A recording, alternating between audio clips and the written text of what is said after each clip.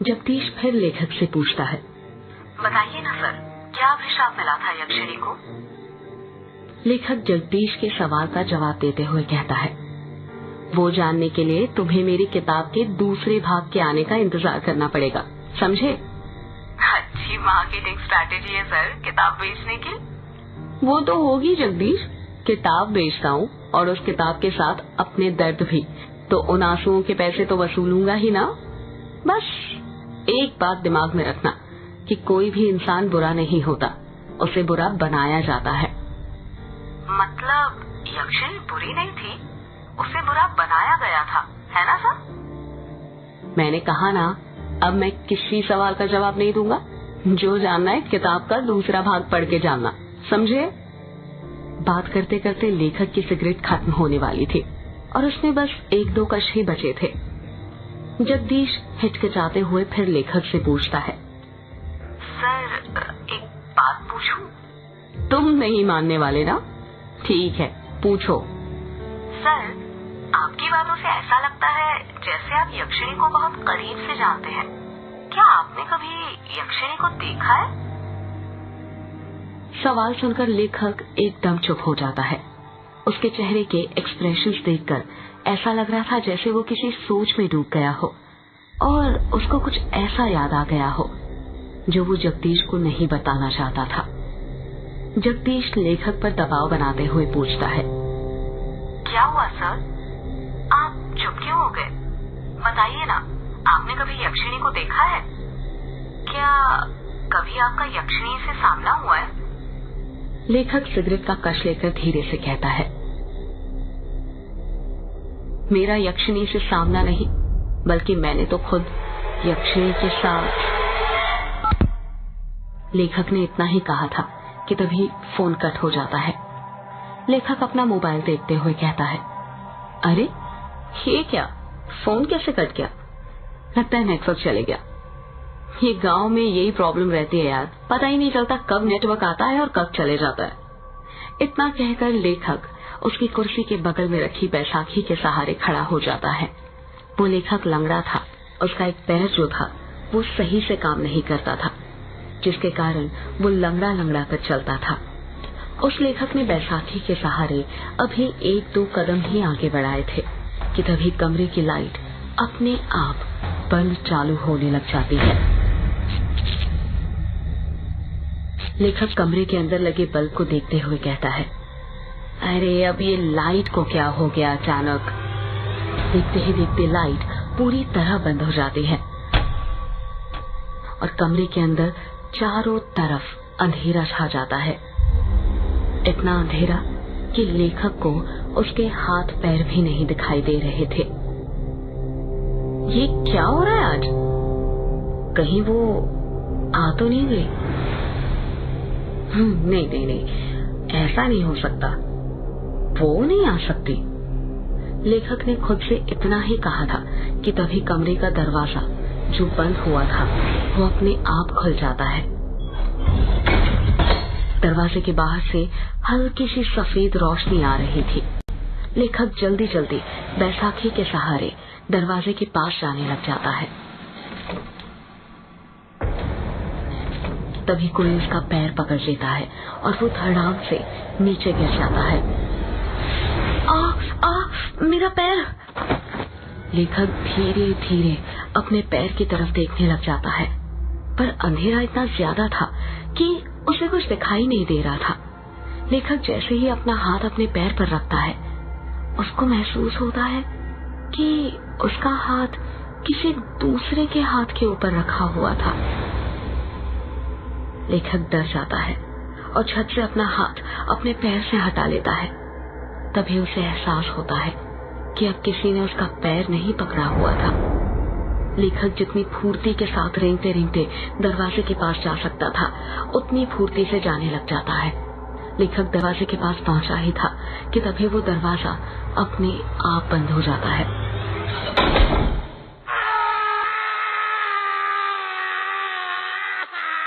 थोड़ी ही देर बाद दरवाजे के बाहर लेखक की दर्द से कराहने की आवाज सुनाई देने लग जाती है। कौन तुम?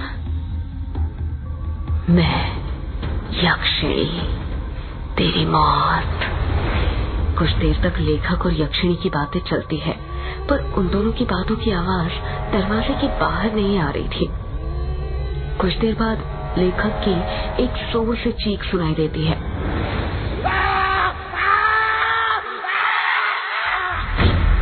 ये एक ऐसी चीख थी जो दिल को दहला कर रख दे।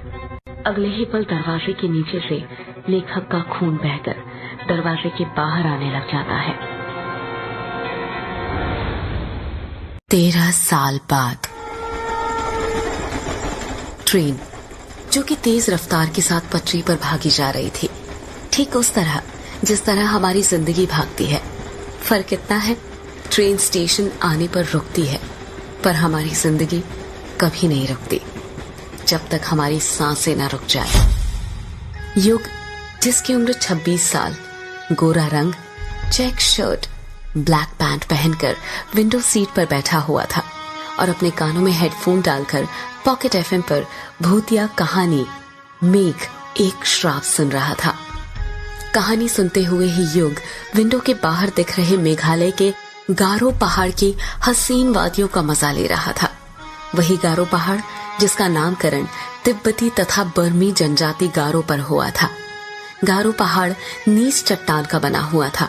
पहाड़ों को चारों तरफ से सफेद बादलों ने घेर लिया था, जिन्हें देखकर ऐसा लग रहा था कि पहाड़ों ने बादलों की सफेद चादर ओढ़कर रखी हुई हो। उन्हीं बादलों को देखते हुए युग की आंख लग जाती है। अभी थोड़ी देर पहले युग की आंख लगी ही थी कि तभी उसे एक एहसास होता है कि कोई उसका हाथ छू रहा था। कोई बार बार युग का हाथ पकड़कर हिला रहा था।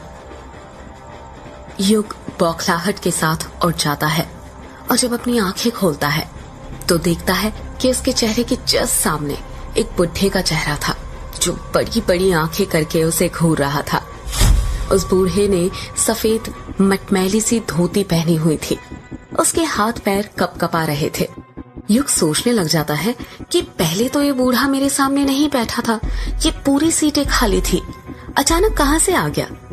अगले ही पल युग खुद ही के इस सवाल का जवाब ढूंढ लेता है और मन ही मन सोचता है, लगता है जब मेरी आंख लग गई थी तभी आकर बैठ गया था। युग गुस्सा करते हुए कहता है, ये क्या हरकत है बाबा? वो बूढ़ा खांसते हुए कहता है, माफ करना बेटुआ, पर क्या करूं, तुमसे कुछ काम था इसलिए तुम्हें उठाना पड़ा। युग हैरानी के साथ कहता है, क्या कहा? काम था? आपको मुझसे क्या काम था? वो बेटा, मुझे जानना था कि वक्त क्या हुआ है। ये बात सुनकर युग का दिमाग घूमने लग जाता है और वो गुस्से के साथ अपनी घड़ी में देखते हुए कहता है, 11 बजने वाले हैं। अच्छा, मतलब 1 घंटे बाद मेरा स्टेशन आ जाएगा। युग कुछ जवाब नहीं देता और उस बूढ़े को घूरने लग जाता है। वैसे बेटुआ, तुम कहाँ पर जा रहे हो? युग उस बूढ़े के सवाल का जवाब देते हुए कहता है, वो मेहंदी पथार जा रहा हूँ। मतलब तुम भी मेहंदी पथार जा रहे हो? युग उस बूढ़े के सामने उंगली करते हुए कहता है, मतलब आप भी? हाँ बेटुआ, चलो अब सफर आसान हो जाएगा। जब कोई बात करने वाला मिल जाता है ना तो सफर जल्दी कट जाता है। तुम मेहंदी पथार में कहाँ पर जा रहे हो? मेहंदी पथार से 5 किलोमीटर दूर है बंगला मुड़ा गांव, वहीं पर जा रहा हूँ। बंगला मुड़ा में तुम्हारे रिश्तेदार रहते हैं क्या? नहीं, बंगला मुड़ा गांव में तो नहीं, पर रोंग कामुचा गांव में रहते हैं। अरे ये क्या बात हुई बेटा, जब तुम्हारे रिश्तेदार रोंग कामुचा गांव में रहते हैं तो फिर तुम बंगला मुड़ा गांव क्यों जा रहे हो? इस सवाल को सुनकर युग खामोश हो जाता है। ऐसा लग रहा था जैसे उस बूढ़े ने युग की दुखती नब्ज पर हाथ रख दिया था, कुछ ऐसा पूछ लिया हो जिसका जवाब वो शायद अपने आप को भी नहीं देना चाहता था। बूढ़ा अपनी बात को आगे जारी रखते हुए कहता है, चलो नहीं बताना है तो मत बताओ। बंगला मुड़ा में कहाँ पर रुकने वाले हो बेटा? बंगला मुड़ा गांव के बाहर जो ग्रेवयार्ड कोठी पड़ती है ना, उसी में रुकने वाला हूँ। वो बूढ़ा हैरानी के साथ कहता है। वो अंग्रेजों के जमाने की कोठी जिसे कब्रिस्तान पर बनाया गया था? हाँ, वही ग्रेवयार्ड कोठी। पर वो तो पिछले 13 साल से बंद है ना? हाँ बंद है, पर अब नहीं रहेगी। मैं आज रात ही उस कोठी को खोल दूंगा। नहीं बिटुआ, ऐसा मत करना। तुम्हें उस ग्रेवयार्ड कोठी के बारे में नहीं पता क्या? क्या नहीं पता? आप साफ साफ कहेंगे, क्या कहना चाहते हैं? अगर तुम बचपन में उस गांव में रहे हो तो ये तो पता ही होगा कि यक्षिणी किश्नोई नदी के पास भटका करती थी। युग उस बूढ़े की बात का कुछ जवाब नहीं देता है। वो गौर से उसकी बातों को सुन रहा था। वो बूढ़ा अपनी बात को आगे जारी रखते हुए कहता है। तुम्हें पता है, उस यक्षिणी के एक नहीं 2 ठिकाने थे। पहला किश्नोई नदी और दूसरा ग्रेवयार्ड कोठी। युग हैरानी के साथ कहता है। क्या कहा? ग्रेवयार्ड कोठी? हाँ, ग्रेवयार्ड कोठी। गांव के लोगों ने कई बार यक्षिणी को ग्रेवयार्ड कोठी के पास भी भटकते देखा था। यक्षिणी हर पूर्णिमा और अमावस्या की रात मर्दों के साथ संभोग करके उनके दिल का खून चूसकर उन्हें मार दिया करती थी। इसका मतलब पापा ने बचपन में जो कहानी मुझे सुनाई थी वो कोई कहानी नहीं बल्कि हकीकत थी। बिटुआ, किस कहानी की बात कर रहे हो तुम? बूढ़े की बात सुनकर युग अपने अतीत की यादों में खो। उसको याद आता है वो पल जब वो 10 साल का था और अपने पिता से बातें कर रहा था।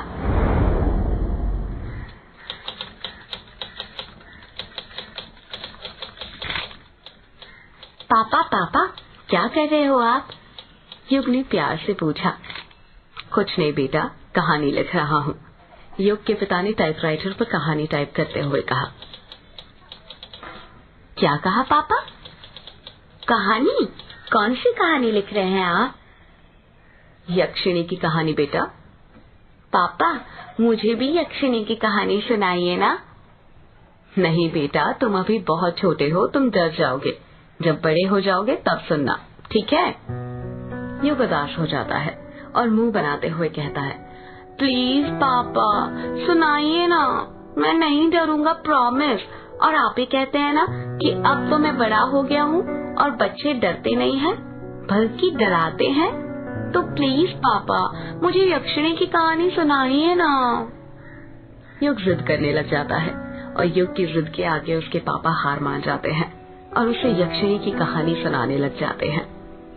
कहते हैं ये जो अपनी किश्नोई नदी है ना, बहुत सालों से वहां पर यक्षिणी डायन रहा करती थी।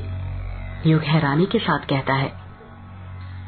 ये बंगला मुड़ा और रोंकामुचा गांव के बीच में जो नदी पड़ती है वहीं पर पापा? हाँ बेटा, वहीं पर। ये जो यक्षिणी होती है ना, ये जंगलों में या पानी वाली जगहों के पास पाई जाती है। हर पूर्णिमा और अमावस्या के दिन आने जाने वाले मुसाफिरों को जो रात में नदी पार किया करते थे, उन्हें ये लुभाती थी और अपने रूप जाल में फंसाकर अपना शिकार बनाया करती थी। कहते हैं यक्षिणी को कमल और चमेली के फूल बहुत पसंद होते हैं। वो हमेशा उसे अपने पास रखा करती थी। जिन पुरुषों को यक्षिणी अपना शिकार बनाती थी, उन्हें वो सबसे पहले कुछ खाने को दिया करती थी। खाने का? पर क्यों पापा? वो इसलिए बेटा, क्योंकि वो उस खाने में ऐसा मंत्र फूंकती थी कि जो भी पुरुष उसे खाता था वो उसके वश में हो जाता था। ऐसे ही एक बार यक्षिणी ने एक पुरुष को अपना शिकार बना लिया और उसे अपने वश में करने के बाद उसके साथ संभोग करने लग। युग बीच में ही बोल पड़ता है। ये संभोग क्या होता है पापा? युग का सवाल सुनकर युग के पिता चुप हो जाते हैं और वो बात को घुमाते हुए कहते हैं। ये आपके मतलब की चीज नहीं है बेटा।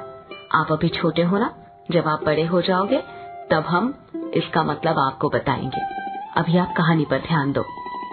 ठीक है पापा, फिर आगे क्या हुआ? संभोग करने के बाद यक्षिणी अपने असली रूप में आ जाती थी।